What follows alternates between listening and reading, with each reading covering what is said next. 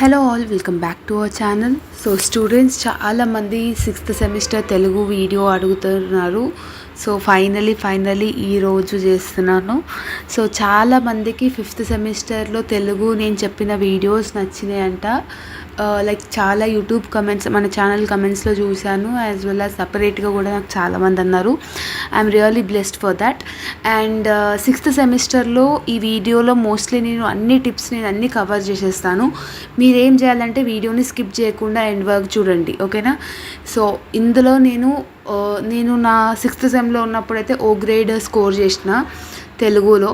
That is 6th and 5th sem, both సెమ్స్లో O grade score చేసినాను.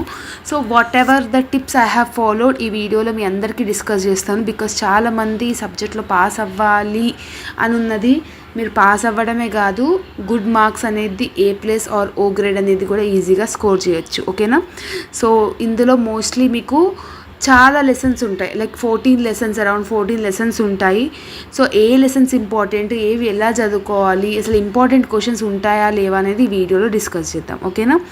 So 6th సెమిస్టర్కి సంబంధించి students syllabus మొత్తం 3 పార్ట్స్గా డివైడ్ అయి ఉంది. ఫస్ట్ వన్ సాహిత్య ప్రక్రియల పరిచయం, సెకండ్ వన్ జర్నలిజం మౌలికాంశాలు, థర్డ్ వన్ ఏమో ప్రాజెక్టు పరిచయం. ఈ 3 పార్ట్స్ ఉంటాయి. ఫస్ట్ పార్ట్లో అంటే సాహిత్య ప్రక్రియ పరిచయంలో నాటకం, నవల, కథానిక, జీవిత చరిత్ర, ఉపన్యాస కళ, ఈ 5 చాప్టర్స్ అనేది ఉంటాయి మీకు, ఓకేనా? సో ఈ 5 చాప్టర్స్లో ఏ చాప్టర్స్ ఏవి ఈజీగా ఉంటాయి, ఏ చాప్టర్స్ మీరు చాయిస్కి వదిలేస్తే సరిపోతుంది అనేది చెప్తాను. ఫుల్ మార్క్స్ స్కోర్ చేయాలన్నా కూడా ప్రతి ఒక్క చాప్టర్ చదవాల్సిన అవసరం లేదు, ఓకేనా? సెకండ్ పార్ట్లో అంటే జర్నలిజం మౌలికాంశాల్లో అగైన్ 5 యూనిట్స్ ఉంటాయి, 5 చాప్టర్స్ ఉంటాయి. 6th లెసన్ ఏమో వార్త, తర్వాత వార్త నిర్మాణం, వార్త కథనాలు, ఇంటర్వ్యూ అండ్ అనువాదం. ఈ 5 చాప్టర్లు అనేది సెకండ్ పార్ట్లో ఉన్నాయి. థర్డ్ పార్ట్లో వచ్చేసి స్టూడెంట్స్ ఓన్లీ 4 చాప్టర్లే ఉంటాయి.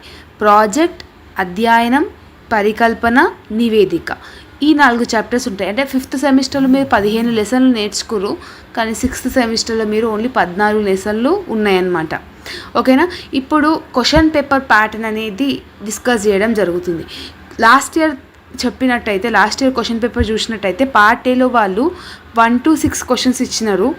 4 క్వశ్చన్స్ అటెంప్ట్ చేయమన్నారు. ఈచ్ క్యారీస్ 5 మార్క్స్ అన్నారు.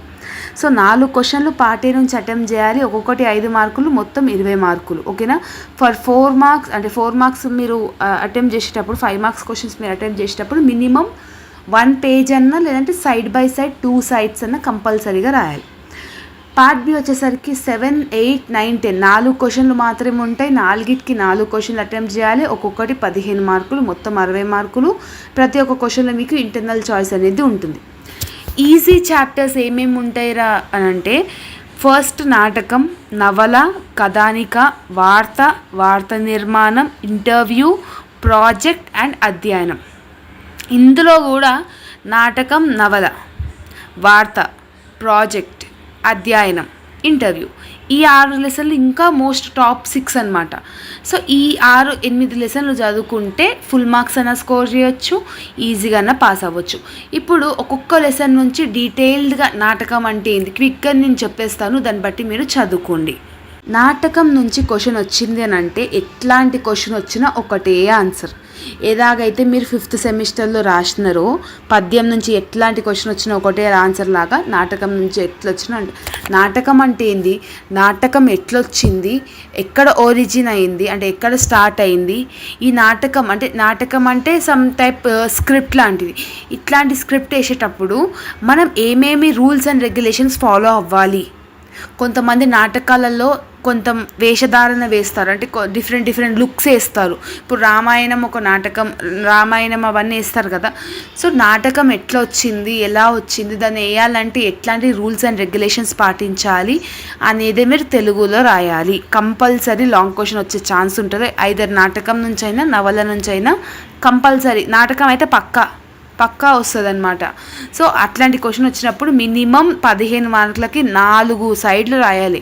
అంటే 2 pages అయినా 4 sides అయినా రాయాలి, సైడ్ బై సైడ్ 4 పేజీలన్నా లేదంటే 2 పేపర్లు అయినా ఆన్సర్ కంపల్సరీగా రాయాలి. నవల నుంచి కూడా అంటే నవల అంటే ఏంటి, అది ఎట్లా వచ్చింది, ఎలా రాయాలి. కథానిక లెసన్ అనేది ఈజీగా ఉంటుంది. సో నేను ఒక్కొక్క లైన్లో చెప్తున్నాను, మీరు ఒక్కసారి ఆన్సర్ చదివినారు అనుకోండి ఈజీగా అర్థమైపోతుంది. కథానిక అనేది స్టోరీస్, అవునా, స్టోరీస్ ఎట్లా చెప్తాము, ఎట్లా వచ్చింది అసలు ఈ స్టోరీస్ చెప్పడం ఎక్కడికైనా వచ్చింది, ఇది ఒకటి. నెక్స్ట్ ఇంపార్టెంట్ జీవిత చరిత్ర. మన యొక్క జీవిత చరిత్ర కానీ వేరే వాళ్ళ యొక్క జీవిత చరిత్ర కానీ మనం చదివినట్టయితే, వేరే ఇప్పుడు గాంధీజీ జీవిత చరిత్ర ఉంది, మనం చదివేటప్పుడు ఆ ఫార్మాట్ ఎట్లా రాసినారు, అసలు ఆ జీవిత చరిత్ర రాసే పర్సన్ గురించి ఎలా తెలుసుకోవాలి, అసలు తను ఏం సాధించినాడు, అంత డీటెయిల్డ్గా ఈ చాప్టర్లో రాయాల్సి వస్తుంది. ఓకేనా. నెక్స్ట్ ఉపన్యాస కళ అంటే ఏంటి అని అంటే, ఇప్పుడు చాలామంది స్టూడెంట్స్లలో స్టేజ్ ఫియర్ అనేది ఉంటుంది, అవునా. ఇప్పుడు నలుగురిలో మాట్లాడమంటే, మీ ఫ్రెండ్స్తో మాట్లాడమంటే మీరు మాట్లాడగలుగుతారు. అదే టాపిక్ని 100 మంది ముందు కూర్చోబెట్టుకొని మీకు ఒక ఐడియా వచ్చింది, టీచర్ ఒక క్వశ్చన్ అడిగింది, మీకు ఆ క్వశ్చన్కి మీకు ఆన్సర్ కూడా తెలుసు, కానీ చెప్పాలంటే ఒక టైప్ ఆఫ్ భయం అనేది ఉంటుంది కదా, అమ్మ నేను తప్పు చెప్తున్నానేమో, మేబీ నేను తప్పు చెప్తానేమో అనేది, అది దాని ఉపన్యాస కళ అంటారు. సో ఈ ఉపన్యాస కళలో ఏముంటుంది, ఈ చాప్టర్లో మీరు ఏం నేర్చుకుంటారని అంటే, ఒక స్టూడెంట్ కానీ ఒక వ్యక్తి కానీ తన అనుకున్నది బయటికి ఎట్లా చెప్పాలి, వాట్ ఎవర్ ఏదైతే ఉన్నది దాని గురించి నేర్చుకుంటారు అనమాట. ఒక్కసారి మీరు లెసన్స్ వింటే సరిపోతుంది, ఆర్ఎల్స్ నేను వీడియోస్ అప్లోడ్ చేయడానికి ట్రై చేస్తాను, ఓకేనా, డెఫినెట్గా అప్లోడ్ చేస్తాను. ఓకే. వార్త అంటే ఏంటి, ఇంగ్లీష్లో ఆంగ్లంలో దాన్ని న్యూస్ అంటారు. న్యూస్ ఎట్లా వచ్చింది, అసలు న్యూస్ అంటే ఏంటి గురించి ఈ లెసన్ నుంచి చదువుతాం. తర్వాత 7th లెసన్ వచ్చేసి న్యూస్ రాయడానికి నిర్మాణం, ప్రొసీజర్ ఏంటి, న్యూస్ ఎట్లా పడితే అట్లా రాయం, దానికి ఒక టైటిల్ పెడతాం, హెడ్లైన్స్ ఉంటుంది, న్యూస్ ఎక్కడెక్కడికి నువ్వు తీసుకొని వచ్చినావు. ఇప్పుడు నార్మల్గా మనం మాట్లాడింది న్యూస్ అయిపోదు, ఒక స్పెసిఫైడ్ రీజన్ అనేది ఉండాలి, దాన్ని వార్త నిర్మాణం అంటాం. నెక్స్ట్ వార్త కథనాలు, ఎట్లాంటి స్టోరీస్ నువ్వు చూస్ చేసుకుంటున్నావు న్యూస్ చెప్పనీకే, ఫ్యామిలీ ఇష్యూసా, మర్డర్ కేసా, లేదంటే ఇంకేదైనా అట్లాంటి కథనాలు, ఇన్ ద సెన్స్ స్టోరీస్. వార్త అంటే న్యూస్, ఒక పర్టికులర్ సినిమా మీద న్యూస్ రావచ్చు, అంటే డైలీ న్యూస్ రావచ్చు, వాళ్ళు ఎట్లా ఇష్టం వచ్చిన న్యూస్ని అయితే వాళ్ళు పెట్టారు కదా, సో ఒక యూస్ఫుల్ అనేది ఉండాలి అది. నెక్స్ట్ ఇంటర్వ్యూ లెసన్లో, ఈ ఇంటర్వ్యూ అటెండ్ అయ్యేటప్పుడు మనం ఏమేమి జాగ్రత్తలు తీసుకోవాలి, క్లీన్ షర్ట్ వేసుకోవాలి, వాళ్ళు అడిగిన దానికి ఐస్ టు ఐస్ అనేది ఐ టు ఐ కాంటాక్ట్ ఉండాలి, నీట్గా షర్ట్ ఐరన్ చేసుకోవాలి, ఎవ్రీథింగ్ ఇంటర్వ్యూస్లలో ఇంపార్టెంట్ అయ్యేదే మనం ఈ తెలుగులో నేర్చుకుంటున్నాం అంతే. ఆల్రెడీ ఇంగ్లీష్లో మనకి ఏదైతే వచ్చో దాన్ని మనం ఇప్పుడు నేను మీతో ఎట్లా మాట్లాడుతున్నో అదే మీరు ఆన్సర్ ఫార్మాట్లో రాయాలి అంతే. సింపుల్ ఉంటుంది, ఈజీగా ఉంటుంది, దీంట్లో ఏమి తిక్క ఏమి ఉండదు.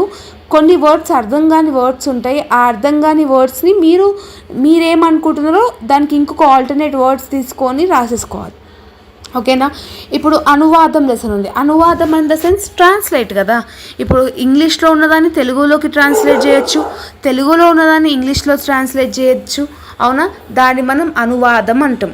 సో ఈ అనువాదం చేసేటప్పుడు ఎట్లాంటివి ఉంటాయి, అసలు ఏం పాటించినారు, అసలు ది సేమ్ థింగ్ ఎట్లాంటి క్వశ్చన్ వచ్చినా కూడా ఎవ్రీ చాప్టర్ ఒకటే ఆన్సర్ రాయాలి. మీరు రాసే ఆన్సర్లో ఒక అర్థం ఉండాలి, మీ ఓన్గా రాయాలి. సో చాలామంది స్టూడెంట్స్ నేను ఏం గమనించినంటే బుక్లో ఉన్నది బై హార్ట్ చేయనికే చూస్తారు.